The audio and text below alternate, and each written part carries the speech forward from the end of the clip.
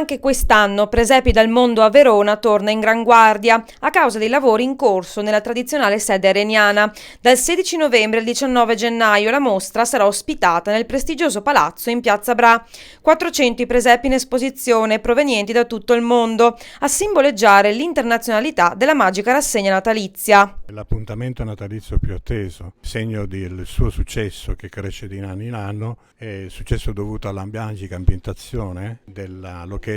e inoltre ai 400 presepi che provengono da tutto il mondo, proprio a segnare il livello di internazionalità autentica. Già il secondo anno che abbiamo per motivi legati al cantiere dell'anfiteatro, che è stata spostata in gran guardia, ma in realtà con un successo uguale, perché quando una rassegna così importante, così bella, è diventata ormai parte della storia, della tradizione del nostro Natale, e siamo molto orgogliosi perché poi il Natale è anche e soprattutto ovviamente quello che è nella rappresentazione, nella simbologia, il nostro presepe, e questa rassegna, come dicevo prima, rappresenta ormai la tradizione e la storia del Natale a Verona.